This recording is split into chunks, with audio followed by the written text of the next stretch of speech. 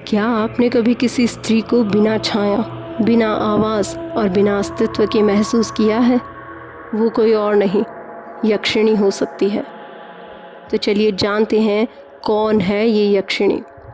प्राचीन भारतीय ग्रंथों और तंत्र शास्त्रों के अनुसार यक्षिणियाँ वो दिव्य स्त्रियाँ हैं जो देवताओं, गंधर्वों और तांत्रिक शक्तियों के बीच की एक कड़ी मानी जाती है। वो ना पूरी तरह देवी है, ना पूरी तरह प्रेत।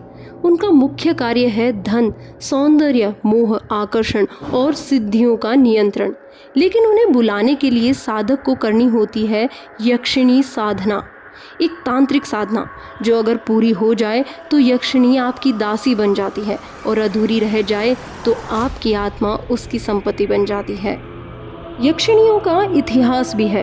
तंत्रसार, शिव तंत्र रत्नाकर, कामकला विलास और कुब्जिका तंत्र जैसे ग्रंथों में यक्षिणी का वर्णन बड़ी स्पष्टता से किया गया है। कहा गया है कि कुल 36 प्रकार की यक्षिणियाँ होती हैं, हर एक का अलग उद्देश्य है। कमला यक्षिणी धन देने वाली होती है। रति यक्षिणी आकर्षण और वशीकरण की देवी होती है। शोषण यक्षिणी शत्रु को नष्ट करने वाली होती है। चंद्रिका यक्षिणी ज्ञान और चमत्कारी दृष्टि देने वाली। भैरवी यक्षिणी भय और मृत्यु से जुड़ी शक्तिशाली यक्षिणी। लेकिन हर यक्षिणी को बुलाना आसान नहीं है।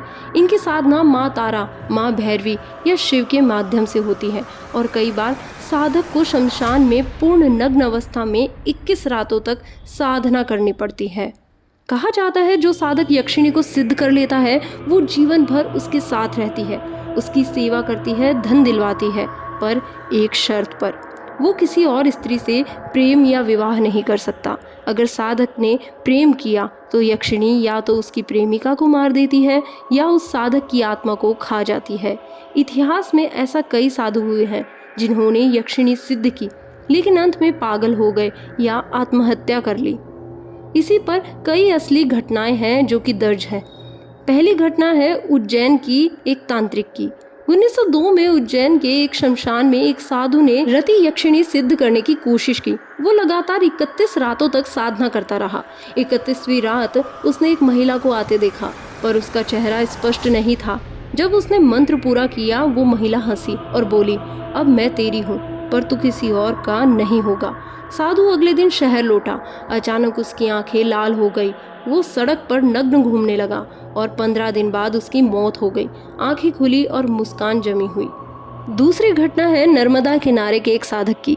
एक नौजवान योगी ने केवल मोहिनी यक्षिणी की सिद्धि के लिए 21 दिन का उपवास किया। उसकी फोटो साधना के दौरान ली गई। आखिरी फोटो में पीछे एक परछाई दिखती है, लंबे बाल, सफ़ेद चेहरा और आंखें काली। उसके बाद वो लड़का लापता हो गया। अब तक उसका कुछ भी पता नहीं चला। विज्ञान के अनुसार ये सब मानव मन की गहराइयों, हिप्नोटिक अवस्था और माइंड हेल्यूसिनेशन के कारण होता है। पर सवाल ये है सिर्फ तांत्रिकों के साथ ही ऐसा क्यों होता है और उन्हीं ग्रंथों में जिनमें वर्णन है उन्हीं जैसी घटनाएं क्यों दोहराई जाती है। तांत्रिकों का मानना है यक्षिणी ना तो कल्पना है ना ही कोई देवी, वो एक मध्य लोक की स्वतंत्र आत्मा है जो साधक के बुलावे पर आती है और उसके कर्मों के अनुसार फल देती है। यदि बुलाने वाला लोभ से बुलाता है तो वो उसे नष्ट कर देती है। यदि प्रेम और सेवा से बुलाता है तो वो जीवन भर रक्षक बन जाती है। यक्षिणी विद्या एक रहस्य है, जो चाहो तो धन बन जाए और जो अनजाने में छू लो तो मृत्यु।